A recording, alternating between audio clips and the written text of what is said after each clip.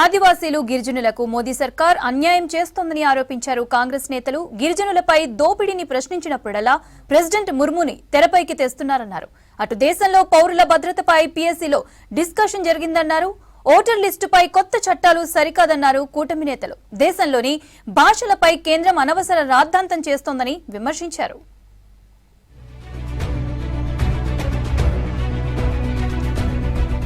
దేశంలో పౌరుల భద్రతపై పబ్లిక్ అకౌంట్స్ భేటీలో డిస్కషన్ జరిగిందన్నారు కాంగ్రెస్ జనరల్ సెక్రటరీ కేసీ వేణుగోపాల్. కుంభమేళా టైంలో భారీగా పెరిగిన flight ఛార్జీలపై చర్చించామన్నారు.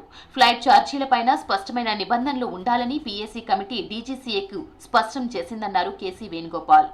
Certainly, they are all very much worried about the health safety issues.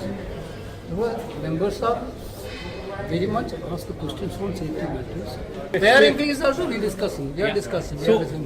Because we discuss about the Pahalgam incident after post Pahalgam, post Kumbh, during the Kumbh, all these issues we raised.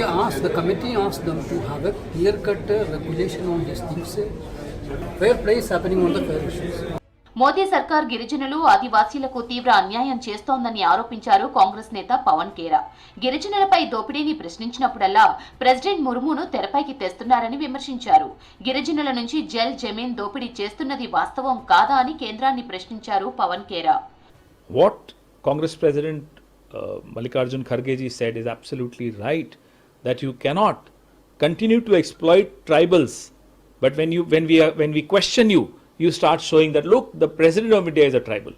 You cannot hide your misdoings against the tribals by just showing the president of India.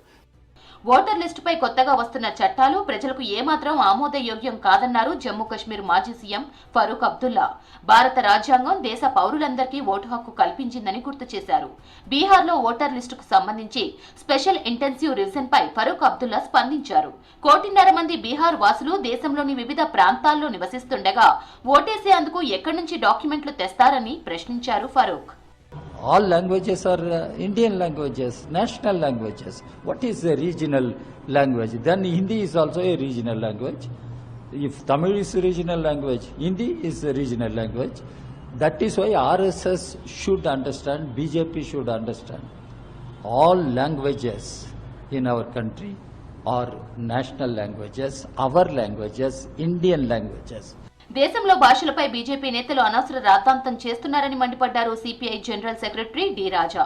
దేశంలో అన్ని భాషలను సమానంగా చూడాలన్నారు. హిందీ మాత్రమే ఏకైక భాషగా కేంద్ర హోంమంత్రి అమిత్ షా భావించడం సరైంది కాదన్నారు. आज इलेक्शन कमीशन ने अपना ही ऑर्डर निकाला. 1 करोड़ से ज्यादा लोग, शायद 1,50,00,000 बिहारी बाहर काम कर रहे हैं. वो कहां से वोट देंगे? वो कहां से वो फॉर्म भरेंगे? कहां से फोटो लाएंगे? उस मालिक को रजा करने के लिए वो सब कुछ कुर्बान करने के तैयार है. होश करिए. బీజేపీ ఎంపీ నిషికాంత్ దూబే చేసిన వ్యాఖ్యలపై మండిపడ్డారు శివసేన యూబీటీ ఎంపీ సంజయ్ రౌత్. బాల్ ఠాక్రే పేరెత్తే అధికారం ఏక్నాథ్ షిండేకు లేదన్నారు. మహారాష్ట్రలో ఎప్పుడూ హిందీ మాట్లాడే వారిపై దాడి జరగలేదన్నారు సంజయ్ రౌత్. तुमच्या पक्षाचा एक माणूस दुबे या शिंदेच्या पक्षाचा माणूस, अमित शहाच्या पक्षाचा माणूस काय बोलतोय महाराष्ट्राविषयी, मराठी माणसाविषयी? लाज नाही वाटत या शिंदे आणि या फडणवीसना महाराष्ट्राच्या सत्तेवर खुर्च्या उभवायला? రేపు దేశవ్యాప్తంగా సమ్మెకు పిలుపునిచ్చాయి కార్మిక సంఘాలు. కేంద్రం అనుసరిస్తున్న కార్మిక వ్యతిరేక విధానాలను నిరసిస్తూ భారత్ బంద్ చేపట్టనున్నాయి. బ్యాంకింగ్, ఇన్సూరెన్స్, పోస్టల్, మైనింగ్ సహా రోడ్లు, నిర్మాణ రంగాల కార్మికులు ఆందోళనలో పాల్గొంటారని, దేశవ్యాప్తంగా రైతులతో సహా 25 కోట్ల మంది కార్మికులు పాల్గొంటారని తెలిపారు ఏఐటీయూసీ నేత అమర్జీత్ కౌర్. భవిష్యత్తులో అవసరమైతే నిరవధిక సమ్మెలు చేసినా సరే 44 కార్మిక చట్టాలను కాపాడుకోవాలని, కాబట్టి కార్మిక వర్గం ఆలోచించి జూలై 9వ తేదీ సమ్మెను జయప్రదం చేయాల్సిందిగా జేఏసీ తరఫున ఏఐటీసీగా కార్మికులకి విజ్ఞప్తి చేస్తా ఉన్నాం. భాషా వివాదంతో తానే జిల్లాలోని మీరా బయాందర్ దగ్గర మహారాష్ట్ర నవనిర్మాణ్ సేన ధర్నా చేపట్టింది. ఎంఎన్ఎస్ కార్యకర్తలు పెద్ద ఎత్తున రోడ్లపైకి వచ్చి ఆందోళన చేశారు. మరాఠీ భాషకు ప్రయారిటీపై ఏమాత్రం వెనక్కి తగ్గేది లేదని తేల్చి చెప్పారు.